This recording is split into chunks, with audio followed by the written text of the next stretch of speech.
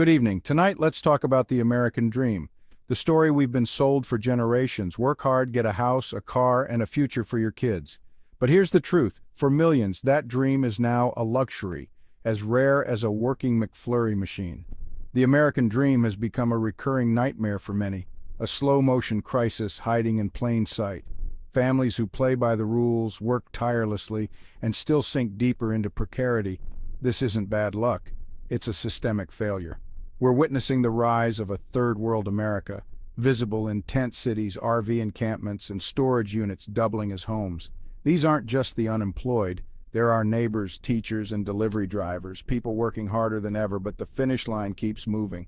Tonight, we'll pull back the curtain on how the middle class has been pulverized, leaving millions in perpetual uncertainty. We'll break down the impossible math of modern survival, where costs soar and wages stagnate.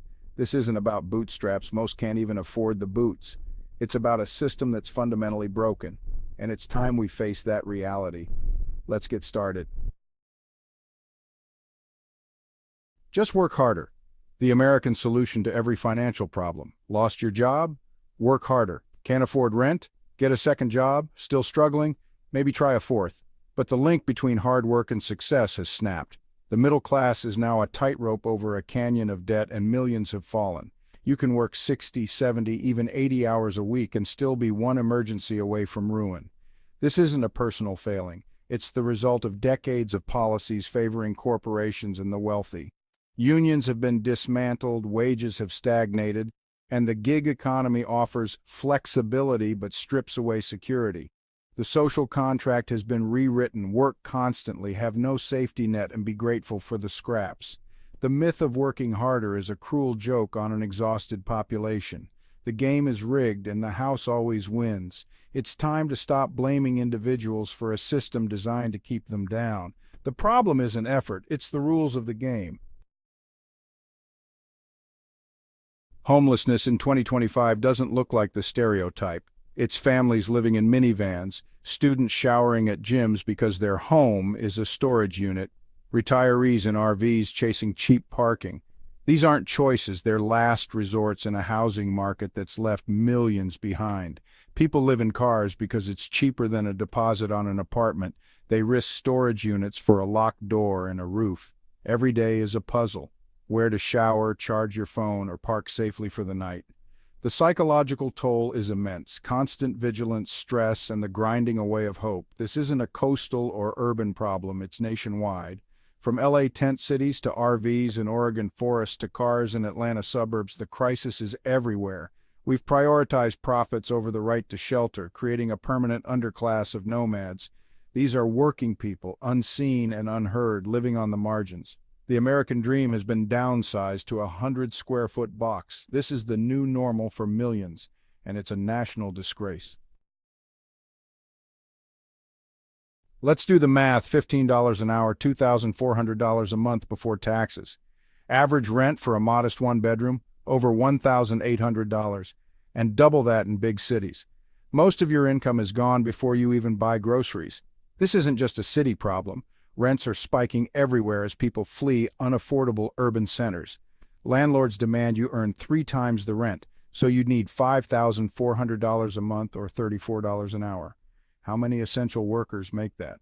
Almost none. The result? Families crammed into single rooms, unsafe housing, predatory landlords, and constant anxiety. Living paycheck to paycheck doesn't cut it. It's minute to minute, juggling which bill to pay. For 40 years, housing costs have soared while wages stagnate. This isn't a market blip, it's a massive transfer of wealth from tenants to landlords. Housing is treated as a commodity, not a right. The human cost, evictions, broken families, and the despair of working hard and still not affording a home. The system is rigged, and millions are paying the price.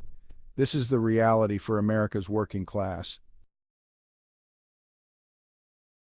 In America, getting sick is a financial disaster waiting to happen.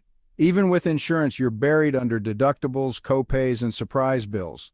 One medical emergency, a broken leg, a cancer diagnosis, can wipe out your savings and push you into bankruptcy. Medical debt is now a leading cause of bankruptcy in the U.S. The act of staying alive can destroy your finances. People delay care, split pills, or choose between medicine and electricity. The fear of a medical bill is so deep, people risk their health to avoid it. This isn't just about the uninsured, it's about the underinsured too. You pay for coverage, but when disaster strikes, the fine print leaves you stranded. Our system punishes people for being human. It's broken, immoral, and unsustainable. No one should have to gamble with their life to avoid financial ruin. Poverty isn't just an urban problem, it's ravaging rural America too. Sure, houses are cheaper, but jobs have vanished. Factories closed, farms swallowed by agribusiness, and local economies hollowed out. Just move somewhere cheaper is a cruel illusion. Moving costs money and there are no jobs waiting.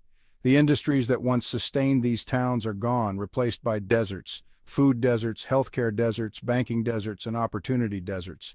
The only jobs left are low-wage gigs at the dollar store. People are trapped, deep roots, but no future for their kids. They're told to learn to code or move to the city, advice that's as insulting as it is impractical. Rural poverty is a critical, overlooked part of America's crisis. These are proud, hard-working people abandoned by a system that treats their lives as disposable. The decline is relentless and escape feels impossible. America is more than its cities, and we're failing our heartland. This crisis tears families apart and then blames them for the fallout. Adult children move back in with parents for years, delaying independence and straining everyone. Some families split up, sending kids to relatives while parents live in cars, scraping for a deposit. Society sees a 30-year-old at home and calls it failure, not a rational response to insane housing costs. We judge symptoms, ignore the disease, and blame individuals for a system designed to make them fail. The psychological toll is immense: guilt, shame, trauma, and constant stress. Parents feel they failed, kids endure instability and stigma. Instead of support, the poor get judgment, every purchase scrutinized, every small joy condemned. We demand perfect poverty and punish any deviation. This culture of blame absolves us of responsibility and lets us pretend poverty is a character flaw, not a policy outcome. The real failure is the system, not the people trapped in it. It's time to stop blaming the victims. For young Americans, the future feels like a dead end. The milestones, college, good job, home, family, are out of reach for an entire generation. They followed the rules, got the degrees, and ended up with debt and dead-end jobs. The result? A profound loss of hope. Why save for a house you'll never afford? Why plan for a family you can't support? This isn't laziness, it's a rational response to broken promises. The generational contract is shattered. Stability and opportunity feel like ancient history. The ladder of mobility has been pulled up, leaving young people at the bottom. The consequences are real rising mental health issues, deaths of despair, and retreat from civic life. When the system feels rigged, motivation to participate vanishes. A society that offers no future to its young has no future at all. We're watching a generation mourn a future they never had a chance to claim. So where does this lead?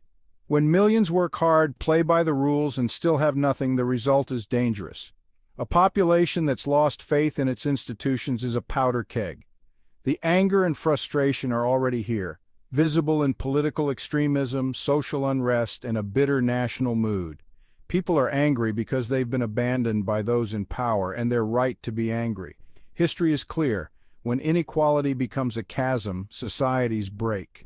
The stability of a nation depends on the belief that the system is fair and offers a path to a decent life. We're eroding that belief with every eviction, every bankruptcy, every worker sleeping in a car. This is our warning. We can choose to fix this, raise wages, control housing and healthcare costs, rebuild the safety net. Or we can keep ignoring the problem and blaming the victims. But if we do, we shouldn't be surprised when those left with nothing decide they've had enough. When the many have nothing to lose, the few have everything to fear. Good night.